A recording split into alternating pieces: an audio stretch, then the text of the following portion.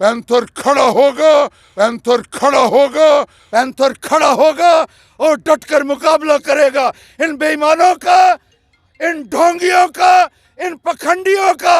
और आने वाले से ही चुनाव अनाउंस हुए तो इन्होंने सोचा कि इनको कमजोर करने के लिए पैंथर्स पार्टी को खत्म कर दिया जाए, लेकिन पैंथर पार्टी और 4 गुना ताकत से आगे बढ़ेगी। इलेक्शन कमीशन मुर्दाबाद, मुर्दाबाद, मुर्दाबाद। इलेक्शन कमीशन बीजेपी गठबंधन मुर्दाबाद, मुर्दाबाद, मुर्दाबाद। गठबंधन मुर्दाबाद, मुर्दाबाद, मुर्दाबाद। हर्षदेव जी आगे बढ़ो, हम तुम्हारे साथ हैं। हर्षदेव जी आगे बढ़ो, हम तुम्हारे साथ हैं। हमारा नेता कैसा हो, हर्षदेव जैसा हो। इलेक्शन कमीशन मुर्दाबाद, मुर्दाबाद, मुर्दाबाद। जमहूरियत के कातिल मुर्दाबाद, मुर्दाबाद, मुर्दाबाद। लोकतंत्र की हत्या करने वाले मुर्दाबाद, मुर्दाबाद, मुर्दाबाद, मुर्दाबाद, मुर्दाबाद। इलेक्शन कमीशन बीजेपी गठबंधन मुर्दाबाद, मुर्दाबाद, मुर्दाबाद, मुर्दाबाद, मुर्दाबाद। भारतीय जनता पार्टी ने और इलेक्शन कमीशन ने मिलकर पैंथर्स पार्टी के खिलाफ जो साजिश की है उसकी हम मजम्मत करते हैं, कड़े शब्दों में मजम्मत करते हैं। गरीब के साथ, मजदूर के साथ, किसान के साथ, युवाओं के साथ खड़ा होने वाली एकमात्र पार्टी थी पैंथर्स पार्टी, जिसका सिंबल इन्होंने फ्रीज किया, जिस पार्टी को इन्होंने फ्रीज कर दिया, और वो भी उस वक्त जब इलेक्शन अनाउंस हो चुकी थी। इतिहास में कभी भी ऐसा नहीं हुआ है कि किसी पार्टी के सिंबल के साथ साथ पार्टी के नाम को भी फ्रीज किया हो। ये इतिहास में पहली बारी हुआ है और नरेंद्र मोदी की प्रधानमंत्रीशिप में ये हुआ है। ये एक बहुत बड़ी बेशर्मी की बात है, ये एक बहुत बड़ी लानत की बात है।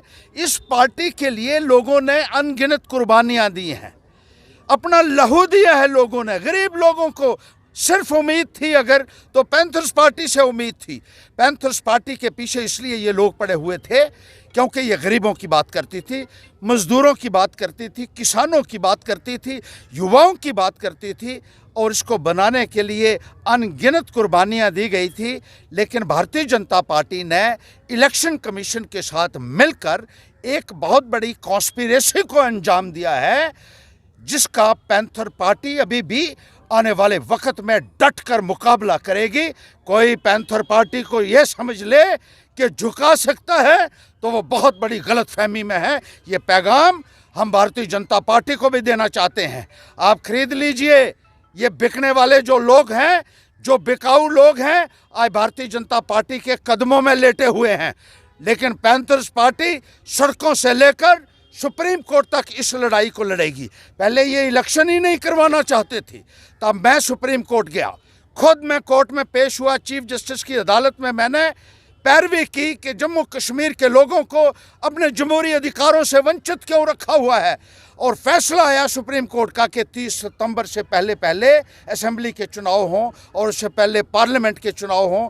लेकिन जैसे ही चुनाव अनाउंस हुए तो इन्होंने सोचा कि इनको कमज़ोर करने के लिए पैंथर्स पार्टी को ख़त्म कर दिया जाए, लेकिन पैंथर पार्टी और 4 गुना ताकत से आगे बढ़ेगी। ये हम इनको कहना चाहते हैं। ये भूल जाएं भारतीय जनता पार्टी वाले, इनके एजेंट और इनके जो पिट्ठू हैं, ये भूल जाएं इस बात को। पैंथर खड़ा होगा और डटकर मुकाबला करेगा इन बेईमानों का, इन ढोंगियों का, इन पखंडियों का।